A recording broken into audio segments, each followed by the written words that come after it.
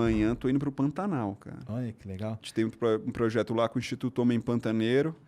A gente vai tentar capturar 2 onças pintadas. Mas elas estão o quê? Correndo risco? Estão mal? Na verdade, é é assim.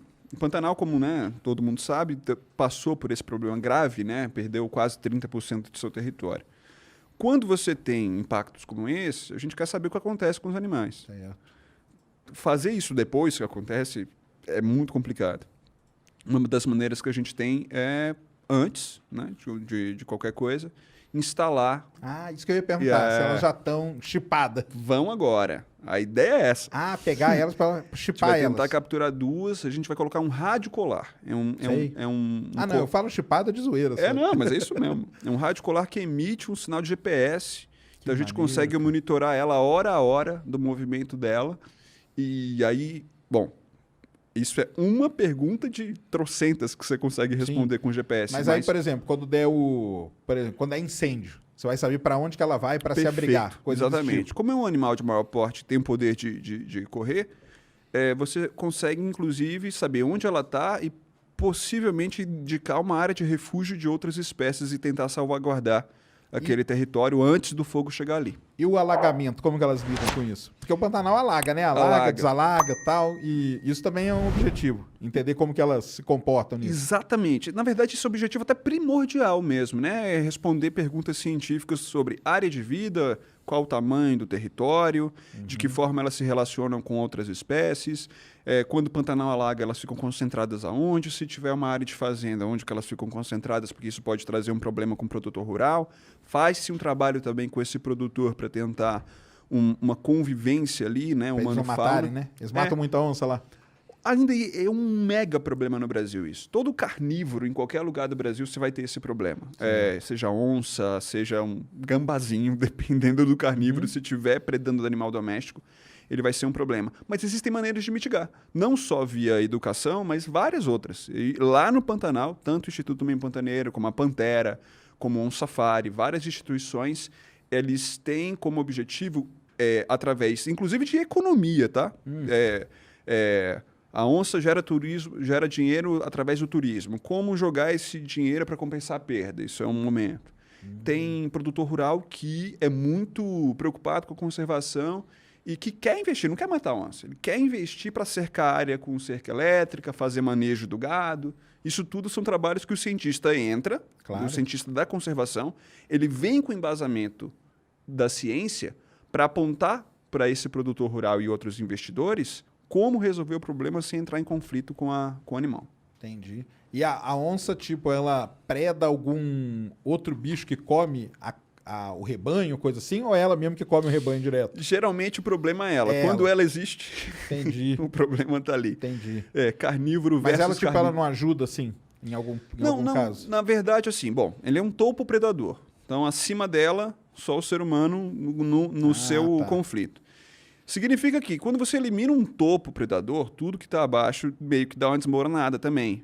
Desequilibra, né? Muito. O mesopredador, que não é o topo, mas ele está ali ocupando uma relação de predação com quem está abaixo, esse mesopredador pode crescer e aí você não tem... Aquela floresta, por exemplo, pode não ter a capacidade de suporte ecológico, ou seja, a capacidade de fornecer recursos para uma quantidade grande de mesopredadores e tudo abaixo entra em colapso, inclusive a produção rural.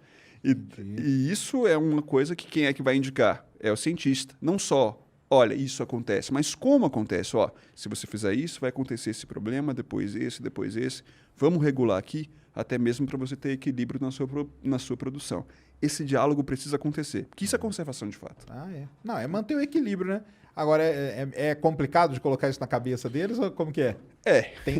Dá um trabalho? Dá um trabalho porque, assim, conservação... É que o cara tá olhando ali pro boi dele, né, cara? Que no outro dia vai amanhecer morto, né? Mas aí é que tá. Conservação, eu falo isso para os meus alunos direto. Conservação de fauna é muito mais lidar com gente que lidar com bicho. Porque quem provoca os problemas ambientais, na maioria das vezes, são os seres humanos. Mas também são seres humanos que têm a capacidade de mitigá-los e resolvê-los. Claro. Então, você vai acabar lidando com pessoas. Existe um processo que é muito importante aí, que é a empatia até um certo nível. Entendi. Porque eu preciso entender que o cara que perde 1, 2, 3 bois, quase nunca, não vou dizer quase nunca, mas assim, na maioria das vezes, ele não é o rei do gado. Entende? Entendi. Ele não tem milhares de cabeças, né? Não. Ele tem aquela meia dúzia ali mesmo, né? Ele tem ali poucas cabeças de gado, e cada vaquinha dessa que ele perde, ele está perdendo algo em torno de R$ 8.000. Se você for levar desde o processo de compra até o quanto ele Certo. venderia, certo? Então, para o agricultor familiar, eu preciso ser empático a ele e fornecer soluções. E existem soluções. Então, é o mais complicado, sim, porque eu preciso chegar com as soluções. Se eu chegar, principalmente num contexto único e exclusivamente urbano, apontar o dedo e falar se precisa ser preso, individualmente, aquela figura ali, você pode até ter, entre aspas, resolvido aquele problema e causar ali uma sensação de punição que pode se alastrar. Mas não é bem assim que funciona.